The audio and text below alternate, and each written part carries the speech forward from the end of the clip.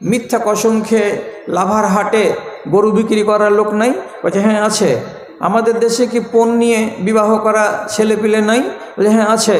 আমাদের দেশে মাথাকে খুলে দিয়ে টান টান করে বাজারে গ্রামে হেঁটে বেড়া এমন বেহায়া মেয়ে ছেলে নেই? বলছে হ্যাঁ আছে।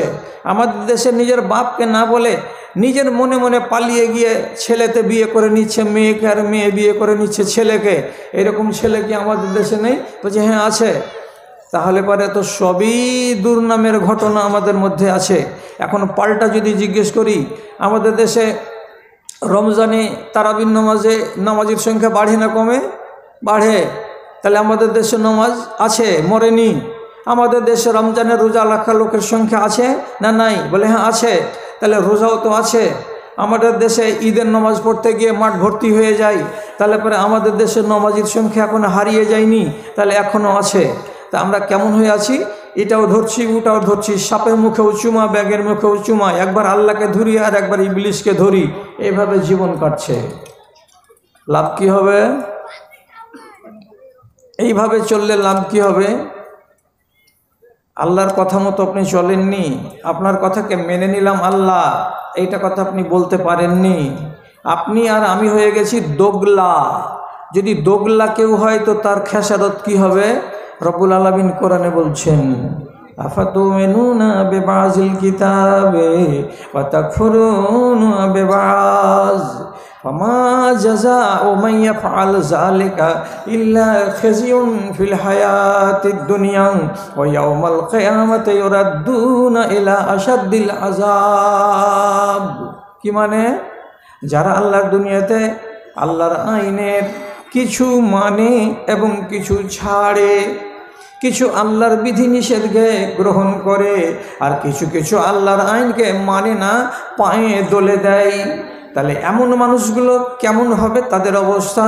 রব্বুল আলামিন বলছেন, দুনিয়াতে যতদিন বাঁচবে এরা ইজ্জত নিয়ে বাঁচবে না, বুক ফুলিয়ে থাকতে পারবে না, চোখ উঁচু করে মুখ উঁচু করে বাজারে হাটে মাঠে ঘাটে চলতে পারবে না, ভিজা ছাগলের মতো দুনিয়াতে বাস করবে, জলিল হয়ে বাস করবে, লাঞ্ছিত হয়ে বাস করবে, ইজ্জতের সঙ্গে বাস করবে না। এবং কিয়ামতের দিন যখন হাসরের ময়দানে হাজির হবে, তখন এরাই আল্লাহ তাআলাকে বলবে, পরওয়ারদিগারে আলাম, আমরা দুনিয়াতে ইজ্জত পাইনি, আমাদেরকে আমাদের দুশমনেরা সবসময় মুঠার ভিতরে করে রেখেছিল, আমরা মজলুম হয়ে বেঁচেছিলাম, আজকে আমাদের ইজ্জত দাও, আজকে আমাদের সম্মান দাও। আল্লাহ তাআলা বলবেন, দুনিয়াতে তোরা লাঞ্ছিত কেন হয়েছিলি? আমার সবটি আইনকে মানিসনি, আধা মেনেছিলি আর আধাকে ছেড়ে দিয়েছিলি, তার জন্য দুনিয়াতে তোরা লাঞ্ছিত হয়েছিলি। আর আজকে আমার কাছে কিয়ামতের দিন ইজ্জত চাইছিস, আজকে ইজ্জত পাওয়া যাবে না। যা, তোদের জন্য লাল ঘর তৈরি করা আছে, আল্লাহর ফেরেশতারা পিটাতে পিটাতে তোদেরকে জাহান্নাম পর্যন্ত নিয়ে যাবে। যারা দুরকমেরই ব্যবসা চালায় তাদের পরিণাম খারাপ হবে। ইজ্জত সব মাটি হলো, ইজ্জত সব মাটি হয়ে গেল, নত হলো মমশির। যারা ছিল চির মোদের গোলাম, আজ তারাই হয়েছে মহান বীর, আজ তারাই হয়েছে মহান বীর। তোমায় ভুলেছি, কোরআন ছেড়েছি, তাই বুঝি অপমান। তোমার দুনিয়ায় দুশ্মনী লীলা চেয়ে দেখো রহমান। কাফেরের হাতে নিধন হতেছে কি করে মুসলমান গো, কি করে মুসলমান। বলির পাঠা হলো মুসলিম তোমার চোখের আগে, আসাম বোম্বাই মিরাট গুজরাট আর সে হাজারিবাগে, আর সে হাজারিবাগে। তবু কেন তুমি প্রতিশোধ নিতে হও না কো আগুয়ান। তোমার দুনিয়ায় দুশ্মনী লীলা চেয়ে দেখো রহমান। কাফেরের হাতে নিধন হতেছে কি করে মুসলমান গো, কি করে মুসলমান। আপনার ইজ্জত নেই, ইজ্জত নেই। মধ্যপ্রদেশের সরকার আইন করেছে, জুমাতে যেটা খুতবা দিবা সেই খুতবাটাকে আগে সরকারের কাছ থেকে মঞ্জুর করে নিয়ে এসো, 6 দিন আগে দিয়ে খুতবা দাও, নাহলে টুটিতে বংশী লাগিয়ে দড়ি লাগিয়ে টেনে খিঁচে নিয়ে যাব কোর্টে। এটা তোর বাপের দেশ নয়। মুসলমান তুমি ভিজা ছাগলের মতো, ছাগল ভিজে গেলে যেমন কাবু হয়ে যায়, তেমনি মুসলমান তুমি আজ দুনিয়াতে কাবু হয়ে আছো। কিসের জন্য? আল্লাহর সঙ্গে তোমাদের লিঙ্ক ছুটে গেছে। খাও দাও ফুর্তি করো আর নিজেকে বলো মুসলমান, এটার নাম মুসলমান নয়। রব্বুল আলামিন যেটা কথা বললেন যে কোনো আমার লোক যদি তোমাদেরকে আল্লাহ এবং তার রাসূলের দিকে ডাকে, তো তাহলে তার কথাটাকে শোনার পরে বলো কানে শুনলাম এবং অন্তর থেকে এটাকে মেনে নিলাম, তাহলেই তুমি আমার লোক। কে তোমার গায়ে হাত দেয় তখন আমি দেখব। কিন্তু তুমি তো আমারই হতে পারলে না, এখন মজলুম হয়ে আছো। কিসের জন্য আছো? তো তোমার নিজের চরিত্র গুণে তুমি হয়ে আছো। ভাইরে, কটা জুমা হয় বছরে? 52টা জুমার খুতবা। যেই কম শুনে সেই কমকে জিজ্ঞেস করছি, এই বড় বড় পাগড়িওয়ালা আর লাঠিওয়ালা আর বড় বড় টুপিওয়ালা, একটা কথা বলো তো, তোমার ভারতবর্ষে বুদ্ধ আছে, তোমার ভারতবর্ষে হিন্দু আছে, তোমার ভারতবর্ষে জৈন আছে, তাদের কি ধর্মের ভেতরে এইরকম ব্যবস্থা আছে যে ওদের লোকগুলোকে প্রত্যেক শুক্রবার বা বৃহস্পতিবার বা কিংবা মঙ্গলবারের দিন এক জায়গাতে জমা করে তাদেরকে হিদায়েতের কথা শোনানো হয়? এই ব্যবস্থা আছে কি? নেই। ওদেরকে এই রকম করে ওয়াজ করতে হয় না সারা দিন সারা রাত, বছরে যেদিন সেদিন ওয়াজ ওরাকে শুনতে হয় না, তারপরেও ওরা ধার্মিক। আর আপনাদের মতো লোক, আমাদের মতো লোক, যারাকে এক বছরে 52টি জুমার খুতবা শোনানো হলো, এক দিনকার জুমা হলো 25 মিনিটের, তাহলে আপনি নিজে বলেন যে যদি 50 ঘন্টা ওয়াজ আপনি শুনে থাকেন এক বছরে, তারপরেও যদি আপনার ঈমান কচুর পাতের পানির মতো হয়ে থাকে, তো আপনার মতো জলিল ইনসান আল্লাহর দুনিয়াতে আর কে আছে? আপনার মতো জালিম আল্লাহর দুনিয়াতে আর কে আছে? সব জালিম জালিম জালিম, কেউ আল্লাহকে মানে না। আপনি বলবেন এত বড় মসজিদ তৈরি করছি আর তুমি বলছো আল্লাহকে মানে না। মানে মসজিদ তৈরি করে দিতে গেলেই ইমানদার হয় না, মসজিদকে আবাদ করে দিতে গেলে ইমানদার হয়। 20,000 টাকা চাঁদা দিয়ে দিবেন, আর দেওয়ার পরে নিজের খুরখানাকে মসজিদে রাখতে যাবেন না, তাহলে ওই লোকটাকে ইমানদার বলা যায় না। ও দান করেছে তার নেকি পাবে, কিন্তু নামাজ আদায় করেনি তার জন্য সে যে গুনাহগার, আর ওর যে দানটার কোনো দাম নেই, এ কথাটা কি সে জানে? যদি আমার কথা একটা বেশি হয়ে যায়, তাহলে সভাপতিকে জিজ্ঞেস করবেন, অথবা কোনো এমন একজন আলেমকে জিজ্ঞেস করবেন যে আলেমটার উপরে আপনার আস্থা ভরসা আছে, সে যদি সার্টিফাই করে দেয় তাহলে আমি বেঁচে গেলাম। আর ওই আলেমটা যদি বলে যে মৌলবি ভুল বলেছে, তাহলে আপনাদের দড়ি আর আমার গলা আর আপনাদের দেশের কোনো একটা জিয়ালার গাছকে বেছে নেবেন, আপনি আমাকে ঝুলিয়ে দিবেন, আমি ঝুলে যাব গাছে, কিন্তু আপনাকে আমি আর আপত্তি করতে যাব না। কি কথাটা বলছি? যে মানুষটা নামাজ পড়ে না, সেই মানুষটা হলো একেবারে আপন মায়ের পেটের ভাই শয়তানের। সেটা জিন্দা শয়তান, জীবন্ত শয়তান, সালগায়ে দেওয়া আর দামি দামি শার্ট আর কোট পরে থাকা ইবলিশ শয়তান। ওর জানাজা নেই। ফাজলামু কি নাম? আব্দুর রহিম, কলেজে ঠান্ডা করার নাম, ব্যবহার ডোম চামড়ের থেকে খারাপ। আপনি মনে করছেন যে মৌলবি এসে জানাজা পড়িয়ে দেবে আর দোয়া করে দেবে, তো কবরে আমাকে আল্লাহ তাআলা রেহাই দিয়ে দেবেন? কসম আল্লাহ, কথার দিকে খেয়াল করুন। ইবলিশ শয়তান কয়টা সাজদা হজম করেছিল? একটা না দুটা? একটা সাজদা হজম করার জন্য তার নাম আল্লাহ তাআলা দিলেন কি? রাজিম। কি নাম? রাজিম। তুই লানতি, তুই অভিশপ্ত, তুই জুতাখোর, তুই ঝাঁটাখোর। আল্লাহ তাআলা নিজে তার নাম দিলেন ফখরুজ ইন্নাকা রাজিম। আল্লাহর দেওয়া নাম, তুমি জুতাখোর, তুমি লাঞ্ছিত। একটা শুধু সাজদাকে হজম করাতে আপনার উপরে কয়টা সাজদা আছে হিসাব করেননি? দিনে রাতে কয় রাকাত কমসে কম আপনাকে নামাজ পড়তে হয়? 30 রাকাত। 17 রাকাত ফরজ, হ্যাঁ না? 17 রাকাত ফরজ, 12 রাকাত সুন্নাতে মুআক্কাদা, কত হলো? 29। আর 1 রাকাত আহলে হাদিসদের ভিতর, তাহলে টোটাল কত হলো? 30।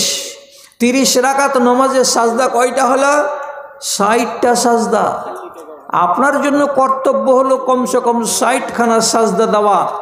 ও যদি একটা সাজদাকে হজম করে জুতাখোর হয়ে যায় আর জাহান্নাম থেকে বিতাড়িত হয়ে যায়, তাহলে আপনি যদি 60খানা সাজদাকে হজম করে দিয়ে থাকেন, আপনার গালে আল্লাহ তাআলা চুমা খাবে নাকি?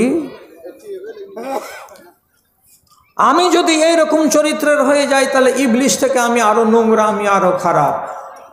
এই জন্য বলছি, যারা এখন পর্যন্ত নিজেকে শুধরাতে পারেনি, এখনো যারা লানতি হয়ে আছে, তারাকে বলবো কতদিন আর ওয়াজ শুনতে হবে আপনাকে?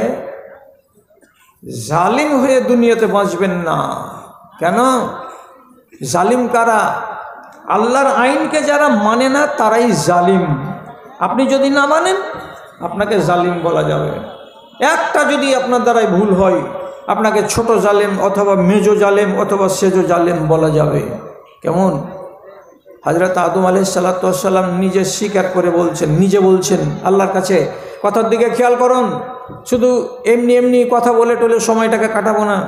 আল্লাহর নবী হযরতে আদম নিজে কথা বলছেন, সেটা আল্লাহ কোরআনে লিখে রেখেছেন। আদমের দোয়াটা কটা লোকের জানা আছে? চট করে আমাকে একটু প্রমাণ দিয়ে বলবেন। আদম দোয়া করেছিলেন কি বলে?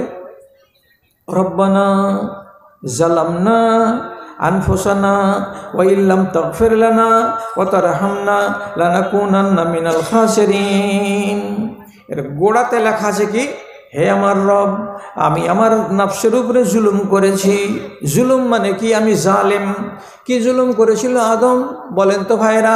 হযরতে আদম আলাইহিস সালাতু ওয়াস সালামকে আল্লাহ তাআলা বলেছিলেন, ওই গাছটার তলায় যেও না, তোমাকে নিষেধ করলাম।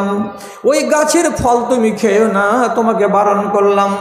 একটা নিষেধকে আদম এবং হাওয়া রাখতে পারেনি, তার জন্য তারা জালিম হয়ে গেছিল। আর জালিমকে রব্বুল আলামিন পছন্দ করেন না। এই জন্য তাদের গা থেকে জান্নাতি পোশাক সব খসে খসে পড়ে গেছিল, ওরা নাঙ্গা হয়ে গেছিল, একটা ইঞ্চি কাপড় তাদের গায়ে ছিল না। তখন বুঝতে পারলো তারা যে আমরা নিজেদের নফসের উপরে জুলুম করেছি। তখন দোয়া করতে লাগলো আল্লাহর কাছে, রব্বানা জালামনা, হে আমাদের রব, আমরা জুলুম করেছি। আল্লাহ মাফ দিলেন। 7 দিন 8 দিন 10 দিন কাঁদলেন, তখন আল্লাহ তাআলা মাফ দিলেন। একটা নিষেধকে না মানার কারণে আদম কি হয়ে গেল? জালিম। জালিম হয়ে গেল। আপনাকে কোনো আলেম নিষেধ করেনি যে আপনি 100টা বারাতি নিয়ে বিবাহতে যেতে পারবেন না? আপনাকে কোনো আলেম বলেনি যে আপনার বেটার বিয়েতে আপনার বাড়ি থেকে, পাড়া প্রতিবেশী থেকে 25টা যুবতী বেটি ছেলে বরযাত্রী বারাতি যেতে পারবে না? বলেছিল? হ্যাঁ বলেছিল। তাহলে আপনি বুড়ো আঙুল দেখাচ্ছেন। এখন পর্যন্ত আপনি 200টা করে বারাতি নিয়ে আর 25টা করে যুবতী বেটি ছেলে নিয়ে বউ আনতে যাচ্ছেন, বিয়ে করতে যাচ্ছেন। তাহলে আপনার মুখে চুনকালি লাগাবার দুনিয়াতে লোক আছে যে আপনি একটা আলেমের কথা শুনবেন না, আপনি আপনার মন মর্জি চলবেন। তো যেখানে আল্লাহর এবং আল্লাহর রাসূলের পক্ষ থেকে এগুলো করার নিষেধ আছে, আপনি যদি নিষেধ না মানেন, তো আপনি জালেম নন। তো আপনি কি? হ্যাঁ, আপনি জালেম নন তো কি? এই জালিমের কি পরিণাম হবে? আদমকে যদি একটা ভুল করার কারণে জালিম হতে হয়, আর তাকে যদি 1 মাস ধরে আল্লাহ তাআলার কাছে অঝর নয়নে চোখের পানি ঝরিয়ে ঝরিয়ে ঝরিয়ে ঝরিয়ে কাঁদতে হয়, তাহলে পরে আপনি কয়দিন কাঁদবেন? কেঁদেছেন এক একদিন যে আমিও তো জালিম হয়ে বসে আছি, তা আমি বসে আছি শক্ত মন নিয়ে কেন? ভালো করে মনে রাখবেন, আপনার ব্যবহারে আল্লাহ তাআলা নারাজ হয়। আর যখন আমাদের ব্যবহার বেশি খারাপ হয়ে যায়, তখন রব্বুল আলামিন বলছেন, দেশকে কোনো কোনো জায়গাতে আমি বরবাদ করে দিই, হয় বন্যা দিয়ে দিলাম, আর না হয় ভূমিকম্প দিয়ে দিলাম, আর না হয় সাইক্লোন চালিয়ে দিলাম, আর দেওয়ার পরে আমি তাদেরকে তহস নহস করে রেখে দিলাম। কিসের জন্য করি? আল্লাহ বলছেন তোরা খেপাবি কেন আমাকে, তোরা রাগাবি কেন আমাকে, তোরা আমার অন্যায় করবি কেন আমার সাথে? তখনই আমার রাগ চলে যায়।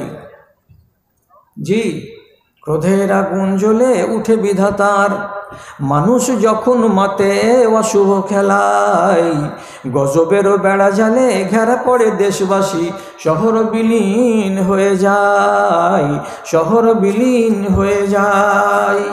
ভূতলে ভরেছে খোদা কত যে মানুষ, ভূতলে ভরেছে খোদা কত যে মানুষ, কত যে চাপা আছে পাহাড়ের গায়। পারো যদি অতীতের বুক চিরে দেখো না, সব কিছু লেখা আছে পাতায় পাতায়। কেন পাপা চারে মেতে ব্যথা দাও খোদাকে, তোমাকে যে গেড়ে দেবে এক ইশারায়। গজবেরও বেড়া জালে ঘেরা পড়ে দেশবাসী, শহর বিলীন হয়ে যায়, শহর বিলীন হয়ে যায়। হযরত ইউনূসকে পাঠানো হয়েছিল ইরাকে, শহরটার নাম, ইরাকের যেই শহরে পাঠানো হয়েছিল তার নাম হলো নাইনাওয়া। ওইখানকার লোক বড় জিদ্দি ছিল, হুজ্জতি করা লোক ছিল, নবী ইউনূসের কথা শুনছিল না, মানছিল না। জানের খেদে একদিন বাড়ি থেকে বেরিয়ে গেলেন, ধর তোরকে দেশেই থাকবো না, এমন এক দেশ চলে যাব যেখানকার লোক আমার কথা শুনবে। সামনে পড়ে গেল বড় নদী, সেই দাজলা নদীতে নৌকাতে উঠলেন। নৌকাতে উঠে ই পার থেকে ও পার চলে যাবেন, ছোট মোটো নদী নয়, গঙ্গার থেকে বড়। যখন কিছু দূর গেল তখন নৌকাটা ডুবতে লাগলো। যখন ডুবতে লাগলো তখন নাবিক বলছে, ওগো যাত্রীরা, কে এমন তোমরা যাত্রী আছো যে নিজের মুনিবকে নারাজ করে এই নৌকাতে চড়েছো? তোমার গুনাহের কারণে আমার নৌকা দুলছে, ডুবে যাবে। আর একজনের কারণে যদি 50টা প্যাসেঞ্জার আমার ডুবে মরে যায় তো তুমি খেসারত দিতে পারবে না। কাজে আমি জিজ্ঞেস করছি, কে এমন যাত্রী আছো যে নিজের মালিককে বলে আসনি, মালিকের অনুমতি নিয়ে আসনি, আর নৌকায় চড়ে নিয়েছো? দয়া করে নিজের পরিচয় দাও। নবী ইউনূস আল্লাহকে বলে দেশ থেকে বের হননি। আল্লাহ বললেন, তোমাকে নাইনাওয়ার লোককে হেদায়েত করার জন্য পাঠালাম, তুমি নাইনাওয়া ছেড়ে চলে যাবে। আমার কাছে কি পারমিশন নিয়েছিলে না নেও নাই? আল্লাহ তাআলা বলছেন, তুমি তো আমার কাছে অর্ডার নেওনি, আমি তো তোমাকে যেতে অনুমতি দিইনি, তো আমাকে না বলে তুমি দেশ ছেড়ে কেন চলে যেতে গেলে? নবী হতে গেলেও তোমার দ্বারা এটা ভুল হয়েছে। নবীকে আল্লাহ রাব্বুল আলামিন শিক্ষা দেওয়ার জন্য এমন ঘটনা ঘটে গেল। আর যেমনি ঘটনা ঘটে যাওয়া, নবী ইউনূস নিজে দাঁড়িয়ে বলছেন, আমি হলাম এমন লোকের লোক যে আমি আমার মালিককে, আমি আমার মুনিবকে না বলে দেশ ছেড়ে পালিয়ে যাচ্ছিলাম। নাবিক করলো কি, তাকে বলল, তুমি এখান থেকে নেমে যাও, যদি না নামবে তো তোমাকে ধাক্কা দিয়ে নৌকা থেকে নামিয়ে দেব, তোমার কারণে 50টা লোককে আমি ডুবিয়ে মারব না। নবী ইউনূসকে দাজলা নদীতে ফেলে দেওয়া হলো। সহিহ হাদিস, ফালতাকামাহুল হুত, একটা বড় হাঙরে ওকে গিলে নিল।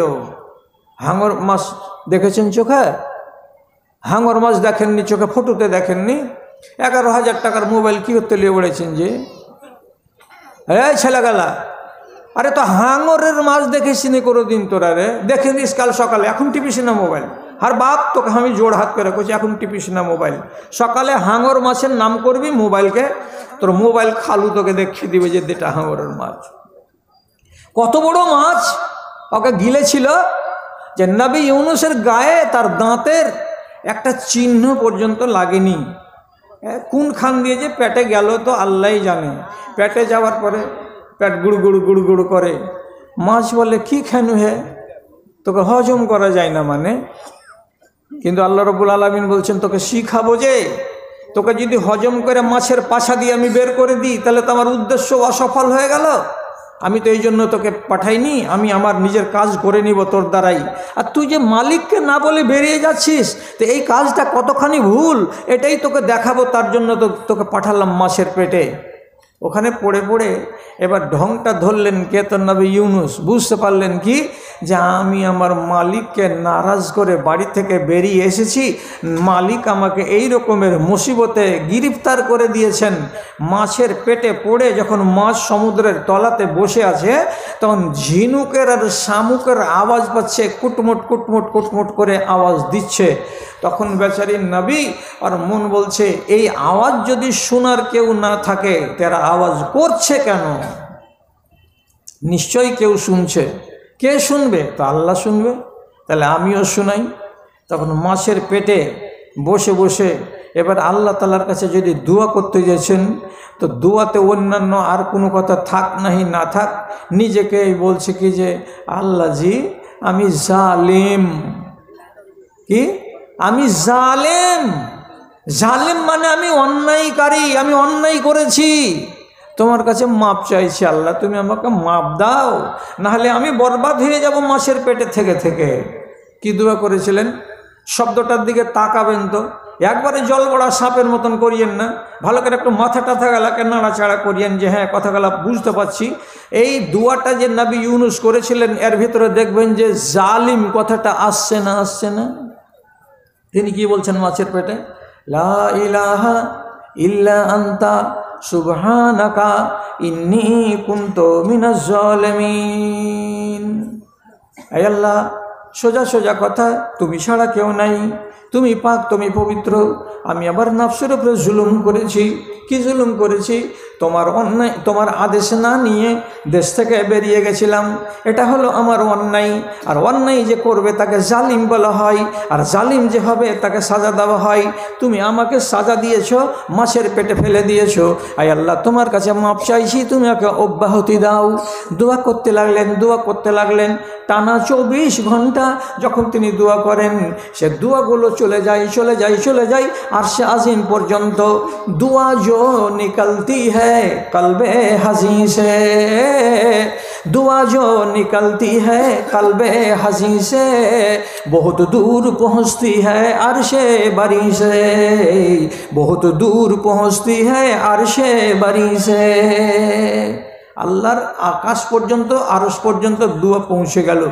ফেরেশতারা বলছে মাবুদ, কে দোয়া করছে যে তার দোয়াগুলো চারিদিকে খালি ঘুরছে আরশের, আর বেচারা করেই যাচ্ছে মুসিবতে পড়ে, আপনি কেন দয়া করেন না? আর লোকটা দোয়া বন্ধ কেন করে না? বলছে রে আমার ফেরেশতারা, জানিস এটা যেন তেন লোক নয়, এটা আমার নবী, এর দ্বারাই ভুল হয়েছে যে ভুল হওয়ার কথা নয়, এই জন্য ওকে শিক্ষা দিচ্ছি, দোয়া করতে দে, করতে দে। 3 দিনে দোয়া কতটি করেছিলেন নবী ইউনুস? মাছের পেটে ছিলেন কয়দিন? 3 দিন 3 রাত। কতটি দোয়া হয়েছিল? আপনি হিসাবটা কালকে বাড়ি গিয়ে করবেন। কেন? এই দোয়াটাকে যদি আপনি বলেন, তো তাহলে মিনিটে মিনিটে আপনি ঠিক ঠিক করে যদি উচ্চারণ করে বলেন, তো 1 মিনিটে আপনি 16 বার এই দোয়াটা পড়তে পারবেন। 1 মিনিটে 16 বার, 960 বার বলা যাবে 1 ঘন্টাতে। 12 ঘন্টাতে তাহলে কতবার হয় আপনি হিসাব করবেন, আর 3 দিনে কতবার হলো সেটা আপনি হিসাব করবেন। লা ইলাহা ইল্লা আনতা সুবহানাকা ইন্নী কুনতু মিনাজ জালিমিন। এতবার করে দোয়া করে করে করে করে করে করে রব্বুল আলামিনের আরশের চারিদিককে যেন ভর্তি করে দিল। আল্লাহ তাআলা বলছেন, তুই যদি আমার কাছে ভুল স্বীকার না করতি, আর তুই যদি নিজেকে জালিম বলে আমার সামনে পেশ না করতি রে নবী, আমি তোকে মাপ দিতাম না। আল্লাহ তাআলা বলছেন, ফালাউলা মিনাল মুসাব্বিহিন লাল্লাবিসা ফি বাতনিল হুত ইলা ইয়াউমিদ্দিন। তুই যদি তসবিহ বয়ান না করতি, তাহলে আমি তোকে রেহাই দিতাম না। কিয়ামতের দিন অন্য লোকেরা কবর থেকে দৌড়িয়ে হাসরের ময়দানে যেত, আর তোমাকে আমি মাছের পেট থেকে টেনে বের করে হাসরের ময়দানে নিয়ে আসতাম। কিন্তু তুমি দোয়া করলে আমার কাছে এবং তুমি ভুল স্বীকার করলে, তার জন্য তোমার নামটা জালিমের খাতা থেকে কেটে দিলাম। আমি তোমাকে মাপ দিলাম, যাও তোমাকে কল্যাণ দিলাম। তিনি একটা ভুল করলেন, করার পরে তিনি জালেম হয়ে গেলেন, আর কেঁদে কেঁদে আল্লাহ তাআলার কাছে দোয়া করলেন, করে ক্ষমা পেলেন। আপনি আজ পর্যন্ত তামুক খাওয়া ছাড়েননি, কত বড় জালেম আপনি হিসাব করা আছে। মরণের টাইম চলে এসেছে, আর উজুখানেতে যে পচা খৈনিখানিকে ফেলে বিসমিল্লাহির রহমানির রহিম বলে উজু করছো, তোমার জন্য খালি ফেরেশতা মুগর হাতে করে খাড়ো হয়ে আছে যে খালি আয় না হে চাচা তুই। হ্যাঁ, এত ওয়াজ শোনার পরে তোমার বেটা এখন মুখিয়ে আছে কি 1 লাখ টাকা না হলে বোলোরে তো বসবই না আমি। যে বিয়ে পড়াই নিয়ে যায় বিয়ের কাজগুলোকে তাকে বলে আগুয়া। তা আগুয়া যদি পেমেন্টে কিছু বাকি রেখে দেয় কিনা তো বোলোরে তো উঠবে না, বারবার ফোন করবে সোনালি থেকে, ওই যে বরযাত্রী রওনা হলো জি, ওই যে ছেলেটা গাড়িতে চড়ে না, বলছে কেন, বলছে এখনও বলে 25,000 টাকা বাকি আছে। বলছে আরে আমি যে জুম্মে, বলছে জুম্মে মানবে না, টাকা ফোন পেতে দাও তাহলে উঠবে না, তো উঠবে না। পরের বাপের টাকা শুধু আর বেটিকে পেয়ে গেলে আর তার জন্য তুমি 1,20,000 টাকা আগে ফোন পেতে নিয়ে নিলে, কুলাঙ্গারের বাচ্চা। তোর জন্য আল্লাহ রাব্বুল আলামিনের ফেরেশতা খালি জিয়ালার ডাল কেটে বসে আছে যে খালি আয়, এসে খালি নাম না এখানে কবরে। তখন দেখছি তোর পরের বাপের কাছে টাকা নেওয়া কাকে বলে। কই শুধরেছে আমার জাত? ওয়াজ শুনেই যাচ্ছেন, এক একটা মৌলবি বুড়া হয়ে কবরে চলে গেল, শুধরেছে জাত? হোসেন সালাফি আমার বাপ বেঁচে নেই, মুসলিম রহমানি অত বড় বক্তা কবরে চলে গেছে, বেঁচে নেই। মাওলানা আব্দুল ওয়াহাব রহমানি ওয়াজ করে করে কবরে চলে গেছেন, বেঁচে নেই। কাটিহারের মাওলানা মুসলিম রহমানি বেঁচে নেই। গিয়াসউদ্দিন হাবরি হাবর গ্রামের কবরে চলে গেছে, ওয়াজ করে করে বেঁচে নেই। জাতিকে বদলাতে পেরেছে? জাতি বদলে না। কেন বদলে না? আমার শেরশাবাদ জাতি হচ্ছে অত্যন্ত ছ্যাঁচ্ছড় জাতি। এদের মতো লাঞ্ছিত আর এদের মতো জলিল কম এই দেশের মাটিতে আর কেউ নাই। এই জন্য তো তোমার 12:81 হয়ে গেছে এখন ভারতবর্ষের মাটিতে। তোমার দাড়ি দেখতে গেলে লোকের জ্বর হয়ে যায়। আর সর্দারজিরা কতটি আছে? মেরে কেটে মাত্র 3 কোটি সর্দার আছে। আর ভারতবর্ষে মুসলমান কাছাকাছি 37 কোটি মতো আছে। তো 37 কোটি মুসলমান যদি টুপি মাথায় দেয় তো কাউরি গা জ্বলে। তোমার চেহারাতে যদি দাড়ি দেখে, কাটিহারের টাউনের লোক তো বলে সালা মুসলমান, সারা বাদিয়া সালা দাড়ি রেখেছে, ওদের ভিতরগুলো জ্বলে। কিন্তু একটা সর্দার ওই এত বড় দাড়ি রেখেছে আর এত বড় পাগড়ি রেখেছে, আজ পর্যন্ত ওর পাগড়ি দেখে ওর দাড়ি দেখে কাহরি জ্বলে না। কেন জ্বলে না? তুই যদি আমাকে থেকে জ্বলিস তো তোকে এমন জ্বলন দিব যে তোর 7 গোষ্ঠী পর্যন্ত জ্বলবে। চিনিস আমাদেরকে? আমরা কোন জাতি? তো আমরা হলাম সর্দার। সর্দার জাতি নিজের দিনের উপর আর নিজের ইমানের উপরে আজ পর্যন্ত কায়েম আছে। কোনো একটা সর্দারকে আপনি পাবেন না যে ওরা ধর্মকে অপমান করে। কীরকম ধর্মকে অপমান করা? ওদের ধর্মে লেখা আছে মোচে খুর ঠেকাইতে পাবি না। কোনো সর্দার মোচে কেঁচি লাগাই? হ্যাঁ না বলেন? লাগাই। কোনো সর্দারের হুকুম নাই যে তুমি দাড়ি কাটতে পাবে। পৃথিবীতে কোনো সর্দারকে দেখবেন দাড়ি ছাটা আছে? লিয়াহকুম বাইনাহুম আইয়াকুলু সামি'না ওয়া আতা'না وأولئك هم المفلحون।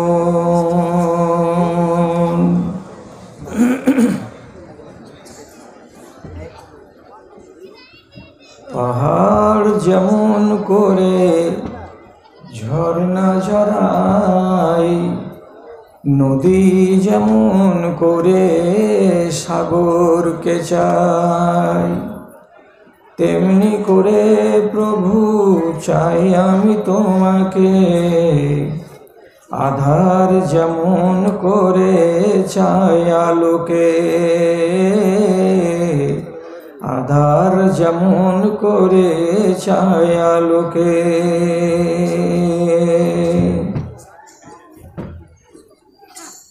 শিশু যেমন করে তার মায়ের কোল আঁকড়ে ধরে রাখে, করে না তো ভুল কভু, করে না তো ভুল, তেমনি করে প্রভু ধরি আমি তোমাকে, তেমনি করে প্রভু ধরি আমি তোমাকে।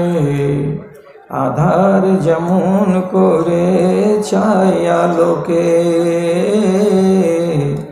আধার যেমন করে চাই আলোকে। স্বপ্ন বিভোর চোখে ভাবি সারাক্ষণ, তোমার প্রেমের সুধা পাবো যে কখন, আমি পাবো যে কখন। জীবনের সবখানে চাই আমি তোমাকে, জীবনের সবখানে চাই আমি তোমাকে, আধার যেমন করে চাই আলোকে, আধার যেমন করে চাই আলোকে।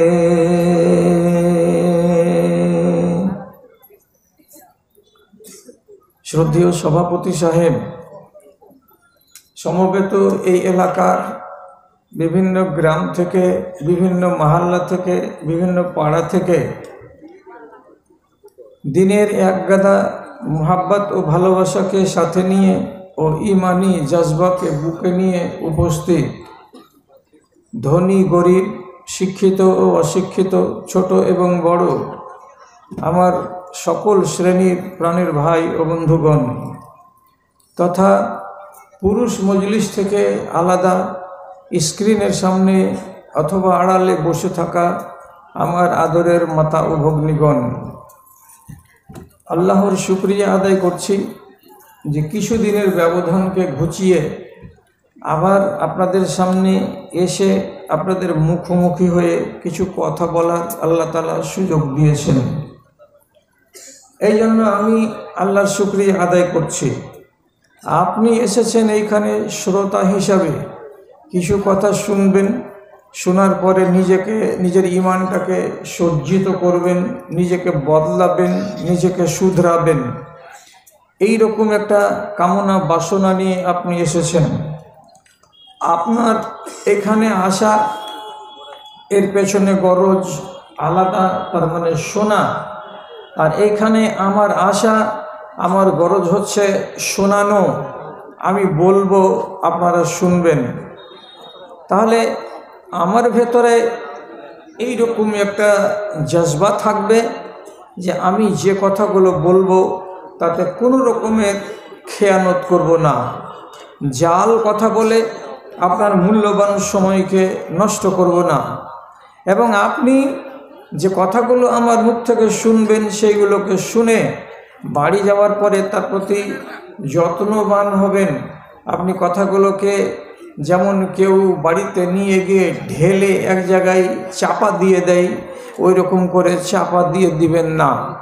রব্বুল আলামিন আমাদের উভয় পক্ষের এইখানে আসা এবং এখান থেকে আবার ফিরে যাওয়াকে যেন গ্রহণ করেন, এবং তাকে আমরা খুশি করার জন্য এই সুবর্ণ সুযোগকে কাজে লাগাচ্ছি বলে একবার শুকরিয়া আদায় করি সবাই মিলে মোহাব্বতের সাথে আলহামদুলিল্লাহ। তারপরে তার আখেরি রাসূল রাহমাতুল্লিল আলামিন, বিপ্লবী জননেতা জানাবি মুহাম্মাদুর রাসূলুল্লাহ সাল্লাল্লাহু আলাইহি ওয়াসাল্লামের উপর শত সহস্র দরুদ ও সালাম বর্ষিত হোক। আল্লাহুম্মা সাল্লি আলাইহি, আল্লাহুম্মা বারিক আলাইহি। বিরাদারান ইসলাম, আপনাদের সামনে এইমাত্র সূরা নূরের একটি আয়াত পড়ে শোনালাম। সেই আয়াতটিকে সামনে রেখে আমার জন্য যে সময়টুকুকে বরাদ্দ করেছেন সভাপতি সাহেব, সেই সময়কে গত করে দিয়ে চলে যাব আপনাদের সামনে থেকে। আয়াতটাতে কি বলা হয়েছে সেদিকে একটুখানি কান দেন, কেন যে এটাই হলো আমার বিষয়বস্তু, এটাই হলো আমার মজমুন, এটার উপরেই, এই উনওয়ানের উপরেই আমি যতক্ষণ আছি আমি কথা বলবো। কি বলছেন আল্লাহ তাআলা? তো বলছেন, যারা মুমিনিন, যারা মুমিনিন সে সমস্ত লোকেদের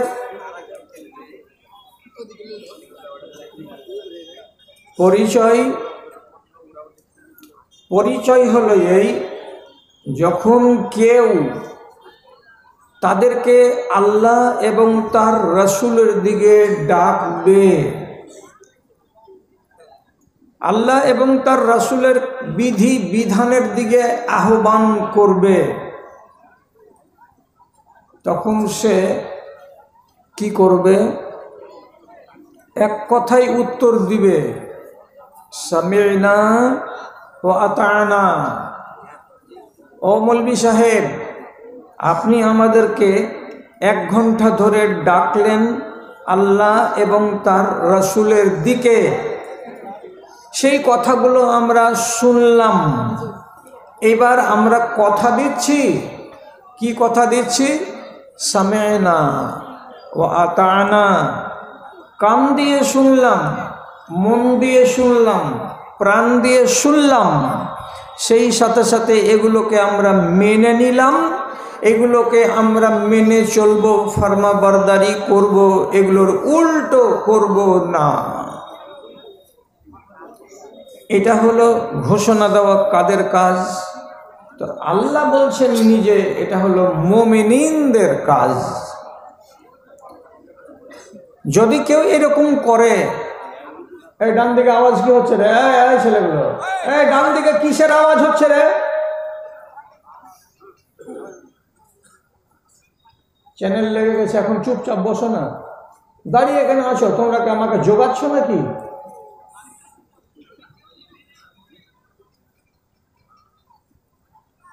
চ্যানেলওয়ালার জ্বালাতে আদমরা হয়ে গেলাম, খালি জীবনটা বের হতে বাকি আছে। যদি আপনি এইরকম স্বভাব না দেখান যে কানে শুনলাম, তারপরে স্বভাবটা কি? আতা'না, মেনে নিলাম।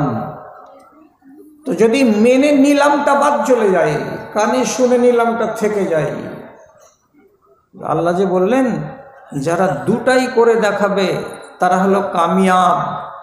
উলাইকা হুমুল মুফলিহুন, এরা কামিয়াব, এরা দুনিয়াতেও কামিয়াব, এরা আখিরাতেও কামিয়াব। আপনি যদি দ্বিতীয় অংশটা না মানেন, না আমি মানতে পারলাম না, শুনতে পারলাম না, তাহলে এই লোকটা কি কামিয়াব হবে? কোনোদিনই হবে না, কোনোদিনই কামিয়াব হবে না।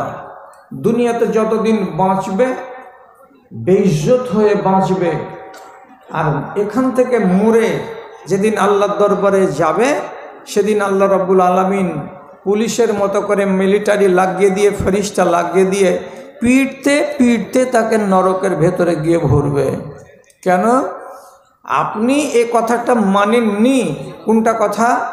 আতা'না, আমি এই কথাগুলোকে মেনে নিলাম, আমি এর বাইরে যাব না, এ কথাটা আপনি বলেননি, এ কাজটা আপনি করেননি। এখন আপনিও তাকান, আমিও তাকাচ্ছি, দুজন মিলে দেখি, দেখার পরে ফয়সালা করি কোনটা ওয়াজ। আপনি শুনেননি আমার দাদারা, আমার ভাইরা? সুদের ওয়াজ শুনেননি? শুনেছেন। মদের ওয়াজ শুনেননি? শুনেছেন। বেপরদার ওয়াজ শুনেননি? শুনেছেন। মা বাপকে ভাত না দিতে গেলে কী হবে তার ওয়াজ শুনেননি? শুনেছেন। জেনা করার ওয়াজ শুনেননি? শুনেছেন। চুরি করতে গেলে কি হবে শুনেছেন? হ্যাঁ শুনেছেন। পরনিন্দা করতে গেলে কি আযাব হবে শুনেছেন? হ্যাঁ শুনেছি। পরের মালকে হজম করে নিতে গেলে কি খেসারত দিতে হবে কিয়ামতে, সে ওয়াজ শুনেছেন? যে হ্যাঁ শুনেছি। নিজের ভাইকে মার্ডার করে দিতে গেলে কত বড় খেসারত দিতে হবে, সে ওয়াজ শুনেছেন? হ্যাঁ শুনেছি। নিজের পড়োশিকে যদি জ্বালা যন্ত্রণা করেন তাহলে কিয়ামতের দিন আপনার বিচার কি হবে, এ ওয়াজ শুনেছেন? বলে হ্যাঁ শুনেছি। তো তাহলে বাদ কোনটা আছে? সবই শুনেছেন, বাদ কোনোটাই নাই। বাদ আছে শুধু কোনটা? আতা'না, মেনে নিলাম। এই কথাটা আপনি এখন পর্যন্ত গ্রহণ করতে পারেননি। তবে সম্পূর্ণ কি একবারে বেদিন হয়ে গেছেন? না, ইমানও আছে, ইমানের সাথে সাথে ইবলিশের ফরমাবরদারিও আছে।